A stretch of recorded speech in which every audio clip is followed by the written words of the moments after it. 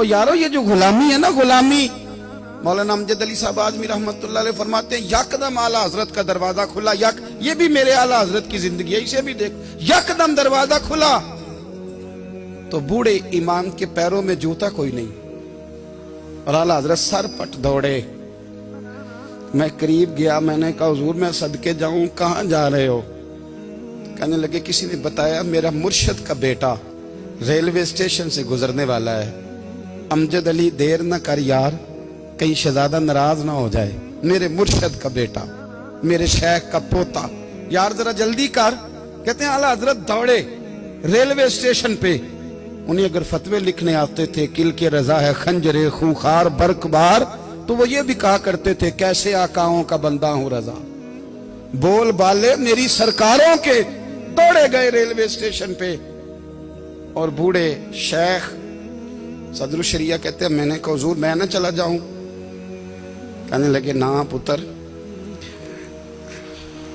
میں نے بڑا نمک کھایا اس گھر کا، میں نے بڑی نوکری کری ہے، میری اپنی ڈیوٹی ہے، تمہاری تو نہیں نا۔ میرے شیخ فرماتے ریلوے اسٹیشن پہ حضرت کھڑے ہیں تو ایک مسافر اترتا، اس کے قریب جاتے ادب سے سلام لیتے تو کہتے ماریرا شریف سے تو نہیں کوئی آیا؟ کہتے ہیں وہ مسافر گزر جاتا، دوسرا آتا تو پھر قریب جاتے، کہتے وہ اس کے آستانے سے تو نہیں آئے، ادھر سے تو نہیں کوئی آیا۔ کہتے سارے گزر گئے، جن مسافروں نے اترنا تھا اتر گئے، ٹرین چل پڑی۔ تو میں نے کہا حضور کسی نے آپ کو غلط اطلاع دی تھی، شہزادے تو آئے نہیں۔ کہنے لگے یار اطلاع غلط تھی یا ٹھیک تھی، پر یہاں تک آنے کا مزہ بڑا ہے۔ آپ سمجھ سکتے ہیں اعلیٰ حضرت کے دو بیٹے ہیں، حجت الاسلام مولانا حامد رضا خان صاحب اور مفتی اعظم عالم اسلام، دونوں شہزادے اتنے بڑے شہزادے تھے کہ دونوں اپنے اپنے وقت کے سب سے بڑے مفتی ہوئے۔ یہ بھی تو میرے اعلیٰ حضرت ہیں نا، اس کو بھی تو ذرا سمجھو نا۔ خشکی اور پھر خشکی اور پھر خشکی۔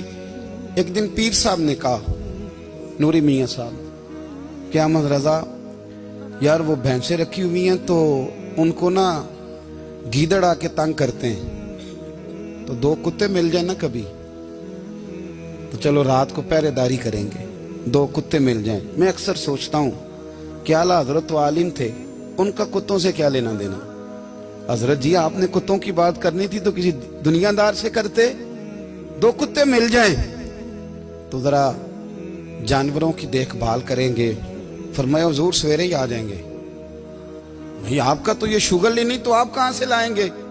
دن چڑھا تو دونوں بیٹوں کے گلے میں رسیاں ڈالی۔ اعلیٰ حضرت کو صرف آپ فتوے کی روشنی میں دیکھتے ہیں، آپ کو اس شخص کے درد کا نہیں پتا، اس کے ذائقے کا نہیں پتا، وہ کس سٹیج کا آدمی ہے، سٹیٹس کیا ہے طریقت میں، شریعت میں، عشق میں۔ دونوں شہزادوں کے گلوں میں رسیاں اور پکڑا ہوا ہے۔ تو نوری میاں صاحب کہتے ہیں میں چارپائی پہ بیٹھا تھا تو نیچے بٹھال دیے دونوں بچے، میں اٹھ کے کھڑا ہو گیا۔ میں نے کہا مولانا یہ کیا؟ کہنے لگے حضور ڈیوٹی بھی کریں گے اور روٹی بھی نہیں مانگیں گے۔ جنہاں تنا وچ عشق نہ رچیا، کتے ہو نہ تھی چنگے، مالک دے کر راکھی کر دے صابر بھوکے ننگے۔ کدھر گیا ذوق، کدھر گیا وہ درد؟ اور پھر جب باری آئی رسول اللہ کے پیار کی، جب باری آئی نبی پاک کی محبت کی، تو پھر فاضل بریلوی کا قد اگر لکھنے میں کمال ہے نا تو محبوب کے پیار کرنے میں بھی کمال ہے۔ انہوں نے نا ساری زندگی یعنی ساری زندگی یہ کہہ کے گزار دی کہ اے عشق تیرے صدقے جلنے سے چھٹے سستے، جو آگ بجھا دے گی وہ آگ لگائی ہے۔ ایک سید صاحب تھے، مکان بن رہا تھا اعلیٰ حضرت کا، تو سامنے نا بالکل لائبریری تھی۔ تو جب مکان بن رہا ہوتا ہے تو تب سارے مستری مزدور اندر ہی ہوتے ہیں، تو سب کا آنا جانا تھا، سب لوگ آتے جاتے تھے بلا جھجک۔ تو وہ سید صاحب بھی ایک دن آ گئے، سامنے لائبریری میں ملے، پھر چلے گئے۔ کچھ دنوں کے بعد گھر مکمل ہو گیا، اب عورتیں بھی آ گئیں، تو شاہ جی کو پتہ نہیں تھا۔ وہ پرانا ہی ماحول سمجھ کے نا، مولانا ظفر الدین بہاری کہتے ہیں پرانا ہی ماحول سمجھ کے تو اندر آ گئے، اور جیسے ہی اندر داخل ہوئے سامنے گھر کی عورتیں دیکھی تو شاہ جی معذرت معذرت معذرت کرتے پریشان ہو گئے، اور پھر جب دوبارہ پلٹنے لگے تو اعلیٰ حضرت دوڑ کے گئے، ہاتھ چومے، کہنے لگے شاہ جی آپ کو تو پتہ نہیں تھا، اور آپ مہربانی کریں یہ معذرت والا لفظ واپس لیں، یہ میرے گھر کی عورتیں نہیں، یہ تو سیدوں کی باندیاں ہیں، یہ تو نوکرانیاں ہیں، آپ مہربانی کریں، یہ انداز آپ کا جو ہے یہ درست نہیں، آپ مہربانی فرمائیں اندر آئیں۔ اور پھر سارے خاندان کو لے کے پردے کے پیچھے کھڑا کیا اور کہنے لگے شاہ جی کو غلطی لگ گئی، انہوں نے ہم سے معذرت کی، اب ہم سارے مل کے ان سے معذرت کریں گے، اس لیے کہ یہ رسول اللہ کا خاندان ہے۔